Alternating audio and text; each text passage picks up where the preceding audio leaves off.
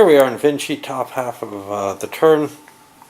Yellow went into decline, picked up slavery and mining as their new one.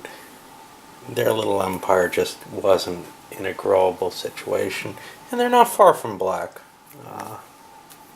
White continued attacking black, positioned themselves up. They have the medicine, so they get an additional piece each turn, and they're kind of making their way up, I guess. It's hard to tell.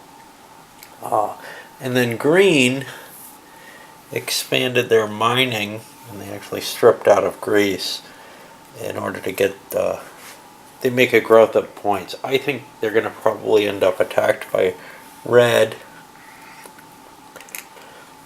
Right now, the way things are, red has to do something to gain a link to that, or and they have the general, so they can make a lot of attacks. They can make an attack on here, for example, without it necessarily costing much. Another option would be to cut down and hit yellow. Either way, though, they're going through green, and doesn't look terribly promising for green. Their movement to the north was really iffy. All right, let me take the red action on. Let's look at the back half. Red indeed cut through, and they actually slid their way up through here. They gave this space up so that they could attack yellow, but then blue came in and took the abandoned space and the red space here. And black used their mountain along with astronomy to be able to attack this a little cheaper, and also expanded into the white space using the mountain bonus. We see black's getting very, very close to a victory here, and everyone else is kind of falling behind. So still, killing black has to be their key to victory. Blue made a lot of points. You can see blue was back around here. I don't remember what they pulled in. 1, 2, 3, 4, 5, 6, 7, 8, 9, 10, 11, 12, 13 points. Make it 14 because of the space that black took. They made a lot of points up, and if they can hold that board position, they may actually be able to surpass black, but it doesn't look like there's time. People are going to really have to focus on killing black. We'll see. Okay, so here we are, first half of the board going around. Yellow had a new race starting, and they landed here, which isn't the best place for a miner to start probably, but and they had the slavery bonus too. They wanted to hit black, and they wanted to capture black pieces, and they did that. Between the two actions, they got themselves tied with where black was last turn. So if black gets wiped off the board, yellow will be in the same place as them, except with more board presence. It doesn't look absolutely likely. In fact, I would say it's impossible at this point, but we'll keep looking at what else. White kept their same because of their medicine and expanded another space, took out another black piece, and that black empire is now driven down to one space, really. Green went into decline. They had a couple of points up here that they could have kept, but they were separated here. They had a few extra pieces they could have connected up. They could have been worth a few more points this turn, but they feel like, not that this is a terribly valuable piece combination, but that they can make more points overall starting over. And there was nothing that just ached to be taken. This is interesting, the specialized port building, which gives more points for the port areas, but there's just it wasn't worth paying that much to get to that. And the next one up, the mountaineering livestock breeding, is a really kind of iffy combination in my view. But this one seems fairly potent, actually. Worth taking, and they made the judgment the decline was worthwhile. That means they only collected points for their one empire, though, which cut their already lagging points back a little bit. Okay, on to the other half. Stepping briefly in here, red, with their field general and rebirth, they found themselves in a place where they only had the pieces on the board that they had. They took their turn, killed some yellow pieces, but in general, their turn did nothing for them. They get 4 points for it, which I didn't record yet. But because they had rebirth, they were able to drop into decline immediately. They didn't want the livestock breeding mountaineering. They're going to try out weapons and fortification. Fortification gives you an extra defensive bonus. This is kind of an interesting piece. Probably not as useful late in the game as it is maybe in the middle. But at the end of your turn, you get to place a little fort marker, and you use the neutrals for this. In any province in your empire, you can only have one in each.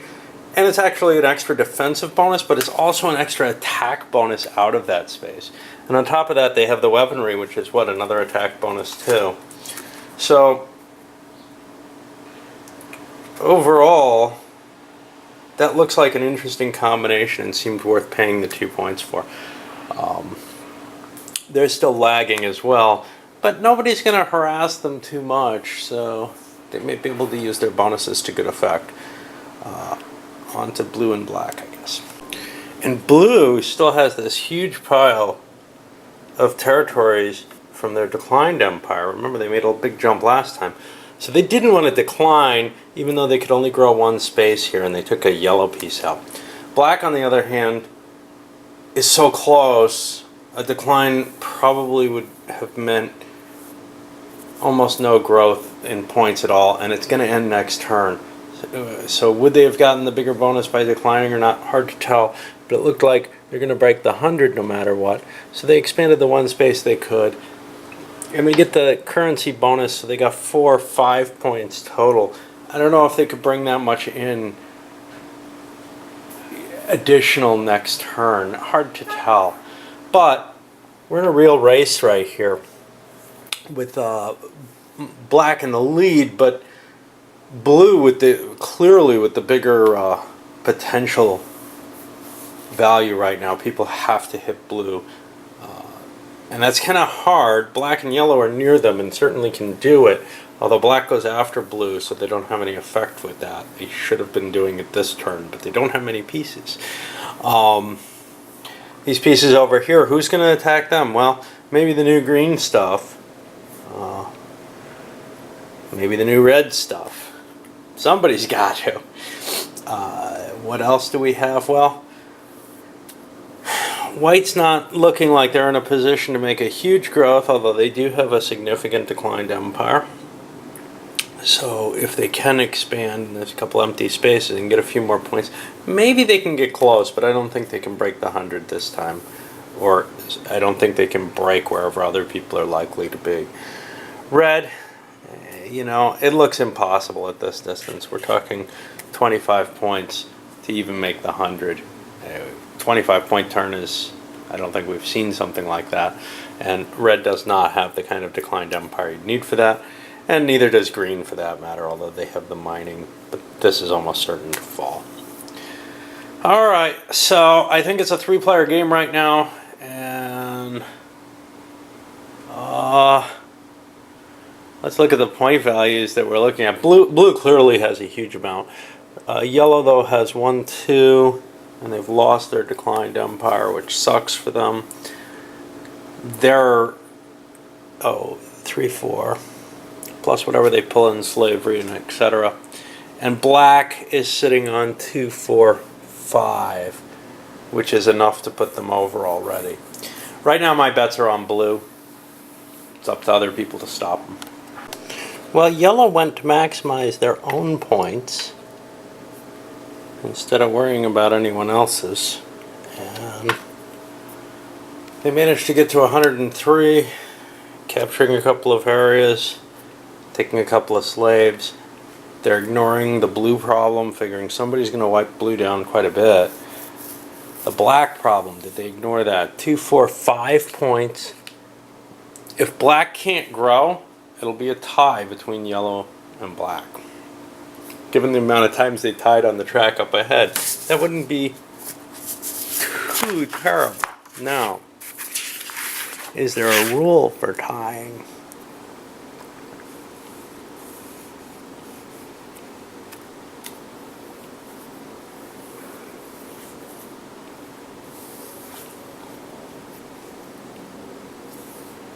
Yeah, I don't see any tie-breaking rules, so they would both win then. That's probably acceptable to yellow. Black will probably try and get an extra point if they can. But that's assuming nobody does them any damage. Blue can do some damage to black. Okay, so let's go on with white, I guess. Well, things are kind of helpless or hapless for white and green. White, expanded into what they could. With their medicine, they were able to take 2 areas. They maximize their points as much as they can, but it's not going to matter. And green, likewise, used their new invasion to grab. They took some spaces from blue, but mainly to grab their livestock areas, put themselves in it. Now, we're at red, and red's in this kind of spoiler position. They can't win. They really can't win. The yellow gain in points has proven that. It's over 100. Now what do they want to do with their points? And, they have this military ability, although it's not that great. Can they play for second? I think that's probably their best move at this point, but I don't think they can get that either. Of course, to do that means hitting blue and black and probably preventing them from winning, giving the game to yellow, as it were. I'm going to give that a shot, though, in part because I especially don't like what blue did. Blue did and this is very common to this game, sit back out of everybody's view, look close enough that you can possibly reach, be in third place basically, but a distant third, or fourth, or anything, distant enough that nobody's going to kill your empire, and you walk into that end game with a situation where you have a vibrant, declined empire, and a still pretty good one up here that you can score a lot of points off of when everybody picks off everyone else. And, there's this kind of vacuum, and everybody's leaving you alone at this point because you're not one of the main threats. You're not in that lead pack. Well, that's exactly what we saw. Black was clearly in the lead. They had to get smashed. Yellow wasn't far behind, so they took some hits. But blue was deep enough out, but not so far out that they were just excluded from the game. And red's a little pissy about that, so they're gonna take their revenge somewhat on blue, I think. And they weren't able to do enough damage to blue. They also hit black here. I guess they could have maybe spent some more effort on blue, but they wanted some points of their own. They only made it up to here, which puts them really in the lower tier, even with these bonuses. And they probably, well, I'll leave them how they are. Blue, because of their messaging, was able to keep their empire without having to fight too hard to put it together, and they grabbed red territory, which doesn't really matter to red, but it gave them enough points, 10 points, to put them above yellow. So now I think black is unable to win. Black is sitting on 1, 2, 3 points, and they're going to be in third place here. Looking to see if there's anything they could attack. They don't even have the pieces to take a single area. They're not next to an ocean, so they can't use their astronomy to try to... They can't even move areas. So they're going to be getting their, what did I say, 1, 2, 3 points. And that's where we are. And yeah, this is one of the things. It's very common in this game and in a lot of others, but this one is very, very common. For that person who's lurking, not in the absolute lead, because it's fairly easy to bring somebody down in this game. We saw black, we saw yellow get hit, well, black especially get hit really hard once it was clear how far ahead they were, that nobody else was in the running. You never want to pull out to that extent in this game. It's just too easy to be stopped. And it's very attractive. In some games, it's so much you really, really want to get that commanding lead, because once you get that, you can't be stopped. Well, in this one, you can. You want to remain with the pack, because at least at the end. Early on, you're going to have ups and downs. It's not that big a deal. But at the end of that game, if you're reasonably far away, the point is that people can almost absolutely prevent you from getting points, except when you bring a new race in. And then you get a burst of points. So if you're far enough ahead that you can go into decline, start a new race, and still win, yeah, go for it. But if you're not that far, and we saw how far not that far was in this game, where the third place player, who was a good, 15, 20 points behind, easily. More than that at one point. He was at the bottom of the pack at one point. But you can't just be behind. That's not enough. You have to be behind. You have to have a maintained empire that when it goes into decline, nobody's likely to want to take. You don't want to be in the middle of the board. You don't want to be sitting on things that are going to be valuable to the picks that are either out or the new ones that are coming on the chart. So there's a lot of little factors in here on what kind of things, what kind of psychological factors are created by the board positioning, etc., by the victory point chart, all of that. And these are the things that make this game kind of interesting to me in a lot of ways.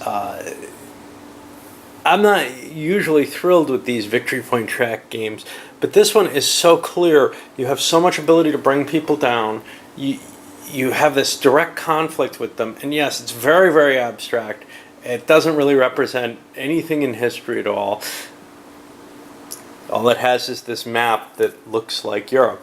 But it's still a very, very neat mechanic, and it really does drive you into that kind of mindset of how to game the game and the players so that you can get into that right position to win from. Now, I've never seen a game where everybody was clustered together at the very end. That would be an interesting, very different experience in this game. If everybody was trying not to lead the pack, which could happen. I know we saw one where it happened most of the game, but I think some people fell off, and then you get into that kind of, I can hit those people, and I can grow for free. All right, I'll come back with a review. I know I've said a lot in the wrap here that was kind of reviewish, but there we go.